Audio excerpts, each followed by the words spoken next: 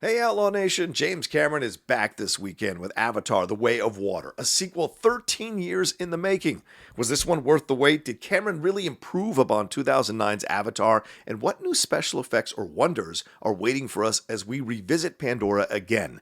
I'll let you know right after this.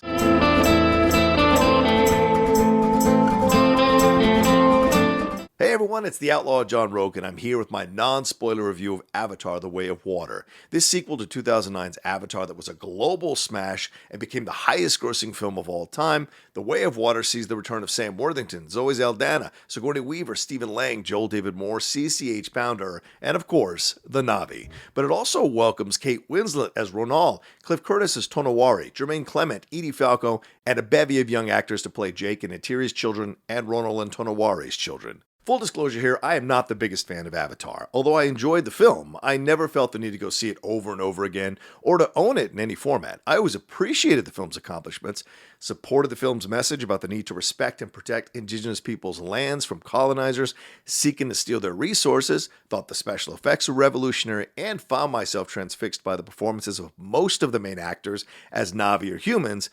But I thought some of the dialogue was cheesy, found the plot to be derivative of stuff we'd seen before, found Jake's convergence from gung-ho Marine to supporter of the Na'vi to be a bit rushed rather than organic, and of course, unobtainium. Ugh. So, when the news dropped that James Cameron would be making multiple Avatar sequels, I thought the time had passed for the franchise, and there was no need to revisit Pandora. I could not have been more wrong. Avatar: The Way of Water is nothing short of spectacular. From the story, to the performances, to the revolutionary special effects, to the themes, to the scope of this world, it all improves upon the original in touching, jaw-dropping, and exciting ways. It's a technological marvel for sure, but with a heartwarming story that speaks to the power of family and finding your place in an ever-changing world. Now let's talk specifically about what I liked about the movie, and you know I like to start with the acting.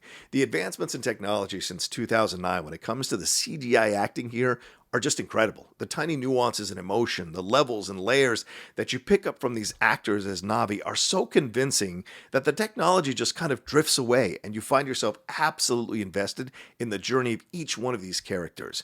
Zoe Saldana is the standout yet again as Neytiri, just as she was in Avatar. As a mother forced to deal with upheaval in her life brought about by the return of an old enemy, she is loving, fierce, tender, primal, and a great counsel for her children and for Jake. She is truly the unsung hero of this franchise, and in no way would it work as well as it does without her.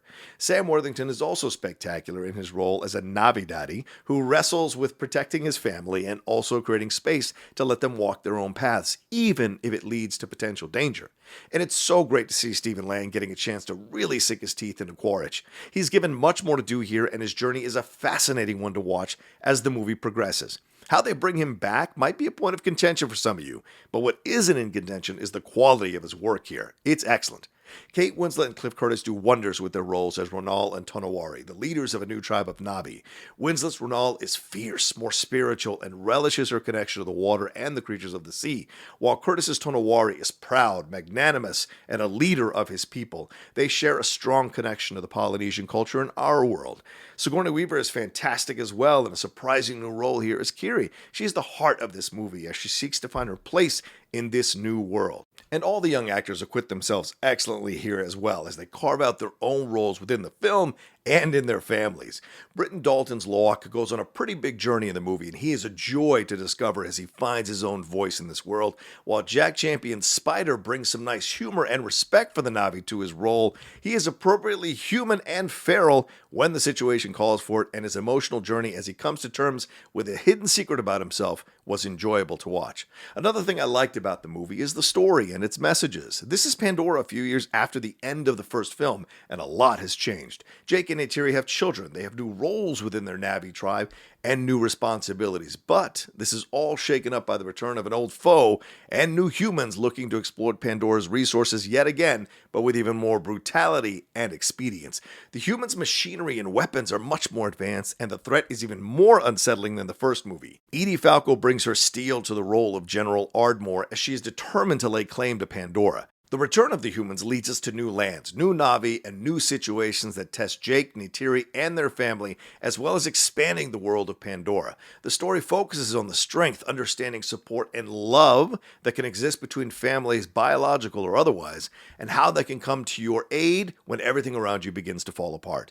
The film also speaks to the power of celebrating and accepting differences rather than using them to seek division or superiority over others. It's a world full of outcasts and displaced people seeking to find their way back to their family and their home, and it's yet another way that it improves upon the original. The technology here is another thing I love. My God, as I mentioned earlier, the advancements that have been made since 2009 are truly jaw-dropping, with a more updated look for the Na'vi, new vehicles and equipment, terrifying new weapons, and set pieces whose designs are a true wonder to behold. Cameron delivers a world that is so captivating, engrossing, wonderful, and real, if I can use that word, that you might feel like a fool for ever doubting him after it's over. I don't want to say much more about the technology here since it will be released in multiple formats. Just make sure you see it in the best possible way that you can. And speaking of not doubting him, the other thing I liked about this movie is Cameron's direction. When the first news pieces dropped that this was going to be a 3-hour movie to really focus on the family dynamics, I scoffed at the hubris of such a thing. When he stated in multiple interviews that he kicked a Fox exec out of his office who dared to question his runtime, I also scoffed at his arrogance as a filmmaker. But as I walked out of the theater the other night, all I thought was the man backed up every damn decision he made. This is one of the best films he's ever directed, with a much stronger story and connection between his characters than I've probably ever seen in any of his other movies. His pacing and direction works so well as he takes his time to let the quiet moments of discovery develop between these characters and then thrust them into a thrilling action-packed sequence with no seatbelts on the ride. Also, the look of the film and the environment he creates just simply envelops you to bring you viscerally into the world of Pandora again. If there are any things to ding about the movie, it does get a little bit long in the middle. There are some moments and scenes here that feel repetitive at times, trying to make sure you get the point of what a few of these characters are going through during this stretch of the film. It doesn't take away from the enjoyment of the movie for me, but it almost feels like a delay while the movie is figuring out where it wants to go next, if that makes any sense. I also think that we needed more of Saldana's Neytiri here. Although the scenes we did get with her were fantastic, I felt her energy and spirit were kind of missing in big chunks of this movie. It's a selfish thing, I know, but she's just so damn good in the role that I wanted more. Oh, and there will be scenes in the movie that will feel repetitive from the first movie that might get to some of you as it goes along. I didn't mind them as I felt that the film had earned them, but I can see some of you feeling like Cameron might be repeating himself in those moments.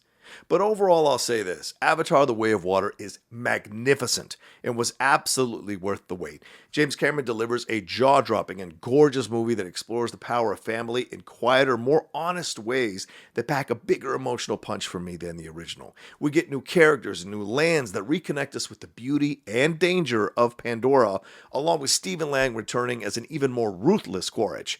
I was one of those people wondering if we needed a new Avatar movie, and I couldn't be happier to confirm that we do.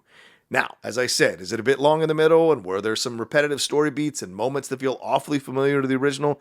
Yes, but the authentic acting work being done here under the seamless CGI, combined with the visuals and exciting adventures that we go on, carry you through any lags to an action-packed finale full of great twists and turns that never lets up. Also, the 3D 48 FPS here is nothing short of stunning. Just stunning. Go see it in this version if you can. I highly recommend it, my friends.